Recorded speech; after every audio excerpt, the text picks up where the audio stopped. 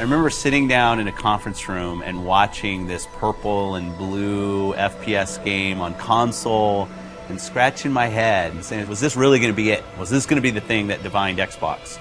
And obviously 10 years later it proves that that was the kind of the seminal moment for us, the beginning of Halo as an Xbox game. Not only did Halo 1 bring the FPS to the console, it also brought story. Cortana. I've spent the last 12 hours cooped up. The combination really established sort of a new genre, if you will, of FPS console story expectation. Halo did a lot of really conventional storytelling through cinematics and cool voice acting and great music, obviously.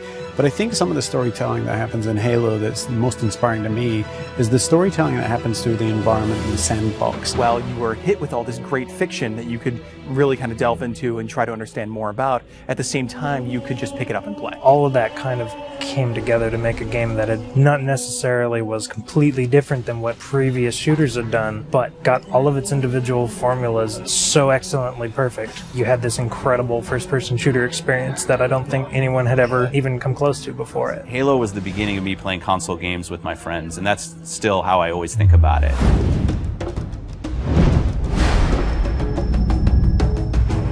I think people have been asking for a remake of Halo 1 since Halo 2 was announced. I like to go all the way back to the day that Xbox Live came out, and the demand for Halo 1 and the ability to play, say, co-op over Xbox Live kind of started, and it built up over the years and over the years. It was the perfect timing since the 10-year anniversary was coming up. It occurred to us that there's this entire generation of people who never played the original game. If you're an 18-year-old gamer today, you were 8 when Halo came out. We did due diligence on a number of partners. The number one requirement was that it didn't impact gameplay at all. You have a classic, you have something that's just magical, right? If you go and tinker with it, you're going to lose that magic. What we really needed was someone who could work with our existing physics and gameplay engine. Saber popped up really quickly. They're like, yeah, we can do this. We can make the game look like a current generation game, and we can do it by using the original Halo 1 engine. The gameplay in Halo 1 is what's called deterministic. In other words, if you feed the engine the same input, the game will behave in the same way. And if you can apply this principle across a network, you can have two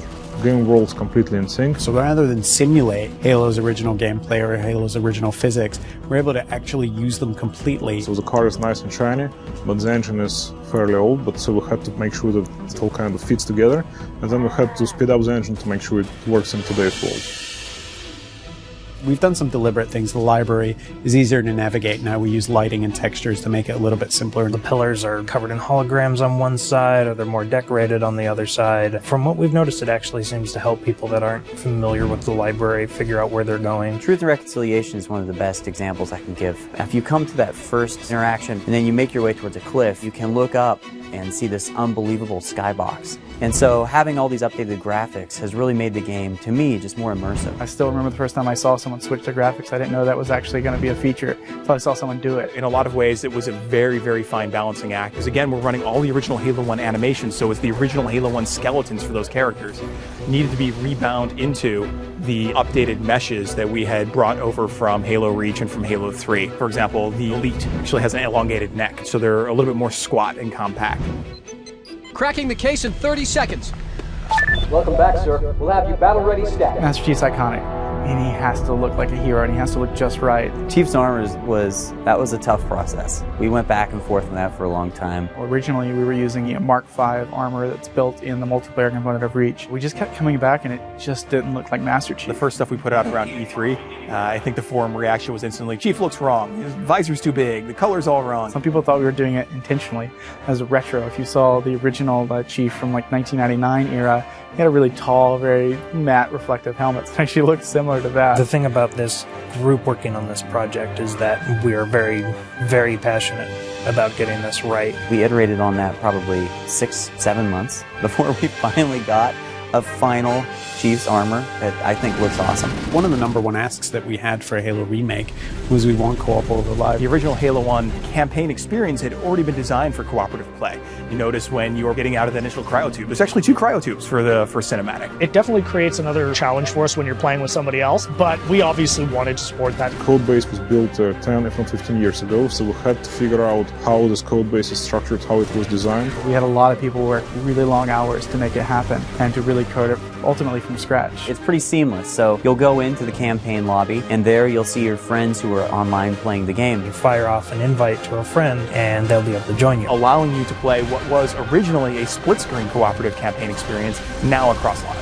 Skull on. Classically, skulls in Halo tend to affect behavior, which means the AI needs to support those behavioral changes. How do we create something that alters gameplay? Well, one of our fundamental tenets is keeping gameplay the same. Skulls are one of the tools we're giving the player that if they do want to change their gameplay experience a little bit, they can do it. Benefit to this is that most of these skulls are brand new. You've never seen them before, you never played them. Like Malfunction, where random HUD elements disappear whenever you respawn. Boom is a skull that increases the radius of explosions, making explosions more dangerous both for the Covenant and for the player.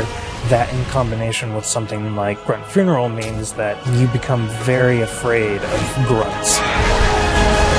We must continue. This way, please. There are a few features that got into the game that turned out better than we expected, and 3D is probably the number one. It was unexpected, it was a bonus, and I don't see 3D very well, but it really worked for me. So for some reason it just pops in Halo in a way that it doesn't in other games or even movies.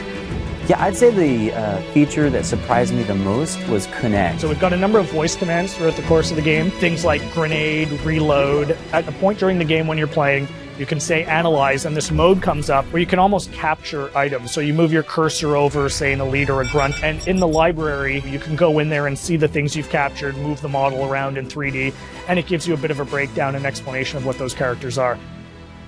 For me, when I think about Halo, I think about looking around and just the scope and the scale of everything. This is the game that started it all, and people can really dive in and play and remember what it was like to play it 10 years ago, and if you didn't play it 10 years ago, you can see what it was like 10 years ago. It's the quintessential walk down memory lane with a much better visuals. Ultimately, the thing you learn is it doesn't just look modern, it feels completely modern. Completely remastered campaign, great additional features like co-op over live, skulls, terminals, 3D, Connect, and multiplayer. Once you see it for yourself, I don't know, really, it's a pretty awesome experience. There's a lot of stuff in there for $40. We're actually really excited about the fact that there's so much there, and it's a real smorgasbord of stuff for people who enjoy Halo. One of the best values that you'll find this holiday season by far.